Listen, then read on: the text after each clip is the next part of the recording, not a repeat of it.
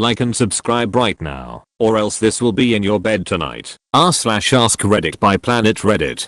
Serious, gay people of Reddit who had to attend gay conversion camp for some reason. What is your story? My story isn't that bad. But this specific camp made us list our hobbies and likes and such. They'd put up pictures of conventionally attractive dudes in the middle of an activity. My favorite thing I listed was drawing, and ask us how we felt about them.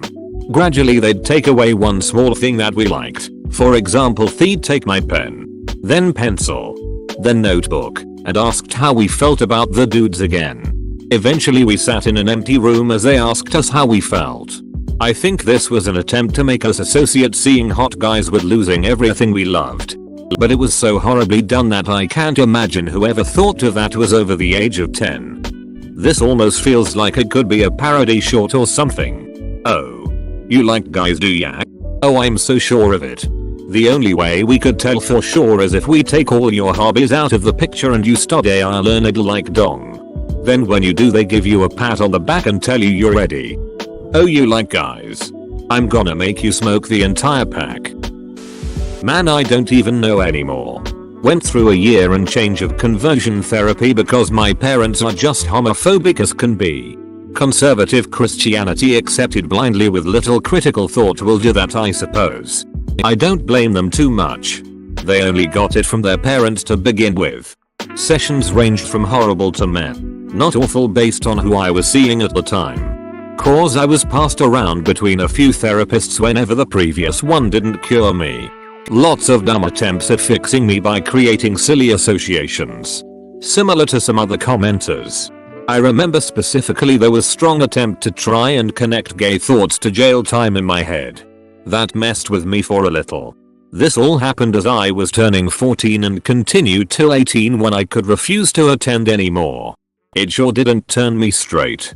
But it did make me somewhat homophobic too. Basically I just hate myself.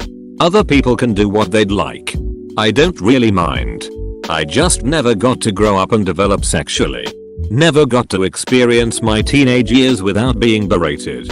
And I'm going on 12 years of depression now because of it. Bleh. I'm sorry that happened to you. I hope you find relief from your depression soon. Thank you. I'm working on it every day. I win some and lose some. But I'm in a stable position. Just trying to do the best I can now. I am so happy for you, mate. Thank you. I'm sorry that happened to you. Those places sound bad enough. But I didn't think sexual abuse was as rampant as how the stories here make them seem. I lucked out by only being sent to a counselor, it seems. Thank you for the kind words. People always say it gets better and it really does. I remember all too well the moment I realized that this was going to be a long, difficult summer for me. On arrival we were given extensive forms to fill out. Questions about hobbies, likes, dislikes and all that kind of thing. Least favorite smell was an interesting question on the form. My 17-year-old self thought. On the second or third day and I was given some. In hindsight. Incredibly laughable gay erotica, probably a strong word, and allowed to return to my room. Or at least what you would expect a particularly naive grandparent in the 1990s to give you. Anyway. As soon as I returned to my room I heard some commotion outside the door and then the pungent smell of curry slowly seeped into my room. Waves of the smell came through periodically over about 3 hours. This was the smell I had listed on the form and this was their attempt at making me straight by associating attractive men with the smell of curry. Then when they ask you how you're feeling, you tell them the strangest thing happened last night. Out of nowhere. I started feeling an inexplicable love for curry. Although I used to hate it. I can finally go to that Indian restaurant Peter always wants to take me to. Honestly, I feel like that would just cause me to be aroused by the smell of curry. Her mother, my step monster, said there was no way in hell she'd send her child there. What a ducking shitty person. The adults like to follow me around to make sure I wasn't too friendly with the other girls. This reminded me of something that happened at a Girl Scout camp I went to. Around age 14 or so. It was an out-of-state camp and I had never been before. But it was also a tiny camp and there were a group of 4 girls who all knew each other. They all had the same interests as me and eventually I was welcomed into their friend group. Two girls, Lisa and Anna, were especially close. Anna eventually disclosed to me that she was gay in private. And later the group of girls told me that Lisa was gay too and they were in love with each other. But Lisa's parents didn't like that she was gay. And although they couldn't stop Anna from attending the camp, they told the counselors to keep Anna and Lisa as separate as possible. Our camp unit was given special chores to keep us from being able to sit together at meals. The counselors started implementing mandatory buddy rotations. We had to travel with buddies everywhere, so Lisa and Anna couldn't be buddies. They claimed it was to prevent cliques, but really everyone in the unit got along fine except one girl. I really was pretty upset at how Lisa and Anna were being treated. I hadn't fully come to terms with being bisexual myself yet, but I knew it was very wrong. I'm not sure what happened to Lisa and Anna in life, but I hope it was positive. Edit. Well, according to Lisa's Instagram, she and Anna actually dated in 2015. Not sure if they are still together, but at least they got to be. For a bit. I became religious in my teens and came out to my parents so that they could take me to a Christian counselor, in hopes that I could become straight or at least asexual.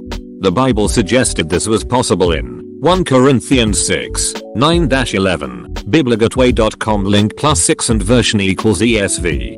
I was part of an online community of other gay people trying to convert. And some of the people in that community claimed to have successfully converted. I had also contacted Pastor Stephen Bennett, who claimed to have converted. So it seemed possible to me based on all these things. As wildly unlikely as it seemed. My parents thought it was fine that I was gay, my mom more so than my dad, and didn't want to take me to a Christian counselor. But I was adamant. By the time they caved and finally took me, I wasn't Christian anymore. So my time with the Christian counselor was half-hearted and I was dubious of most things he said.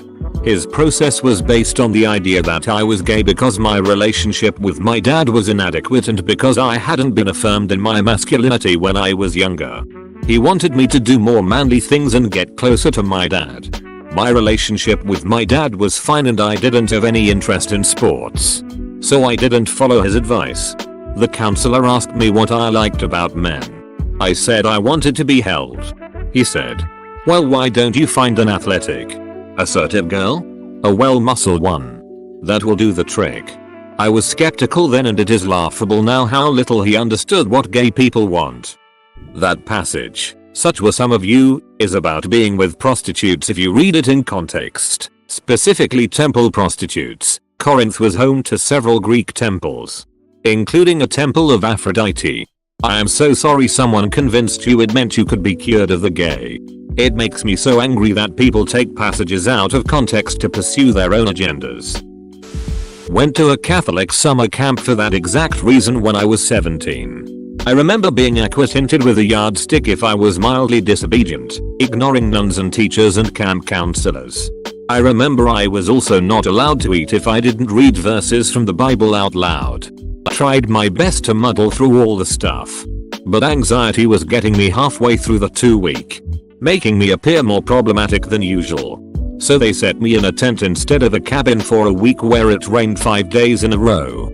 I also remember them calling my parents repeatedly to tell them how abhorrent I behaved, which obviously led to more trouble. However, one clergyman I remember for being a good man. He would go out of his way daily during the 2 weeks to make sure I was actually okay. What camp was this? This sounds illegal AF and should be reported pronto. Physical abuse, withholding food and forcing people to sleep outside is extremely inhumane. Seriously report this to the authorities. If not few for all the others that are there are maybe sent there.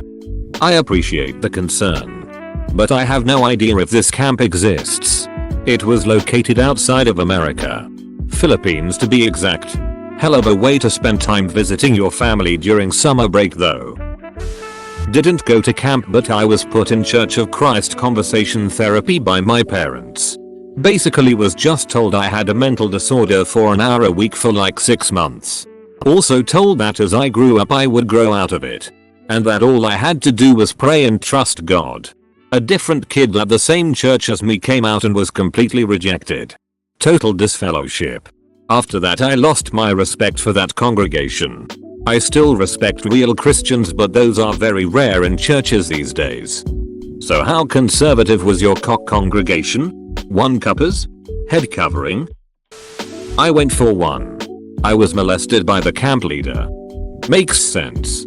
What better place to find insecure be curious kids than in a conversion camp? Stuart. How'd you like to be a camp counselor this summer? Oh. I'm not big on camp anymore. Pastor. It's a conversion camp for homo kids. Doing.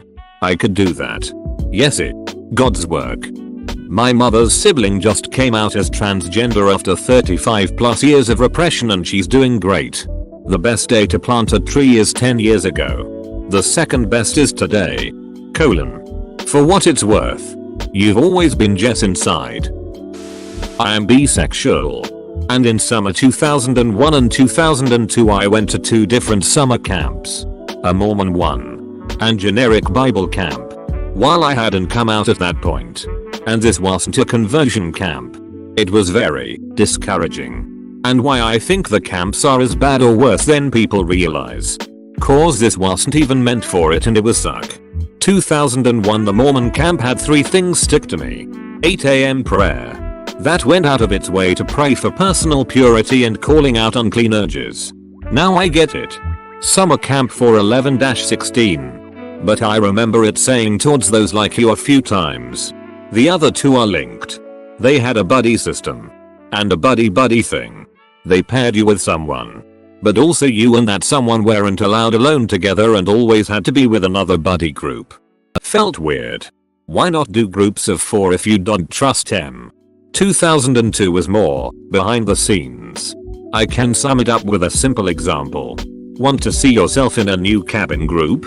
Hold hands with someone of the same sex. Well, I am gay and I had to go to Christian service camp when I was in high school. But at the time no one knew I was gay, even me. Really? They preached a bunch of love the sinner, hate this and shit. We did cumbaya bullshit around campfires and all that camp type stuff with a whole bunch of Jesus added. People cried and asked for forgiveness a lot. People started talking about being molested and or having premarital sex. They weren't punished or anything. Just hugged and prayed over.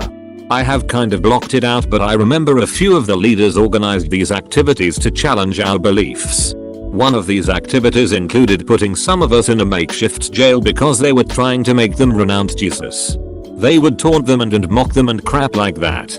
Another time we all had to walk around outside blindfolded asking the counselors questions in order to figure out how to get to heaven or hell while blindfolded. The angel counselors always told the truth and the devil counselors always lied no matter what they were asked. You had to figure out how to ask in such a manner that you knew who was trying to take you to hell with them. I went to hell. Shocker. Although the worst and probably weirdest thing was on the last night. They set up a cross laying flat on the ground and one just past it erect with a standing platform. We kind of formed a line and would lay down on the cross while the person after us would hit the cross next to our hands with a big rubber mallet. So we could feel the vibrations and hear the sound of the beating echoing through the woods.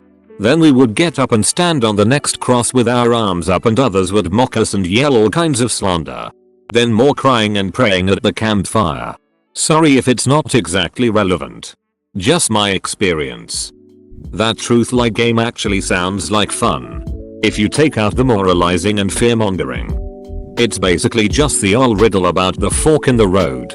Ask one which way the other side would say to get to heaven. Do the opposite of the answer. You get to heaven. If you're reading this thread and need help or someone to talk to, please call text chat with the Trevor hotline. Fetravol Project Org link SM 001 Sidn 2N14D4.10 Hig 6 IWR4. Live. Your Kia Plus family. Thanks for watching. Subscribe for 3 videos a day.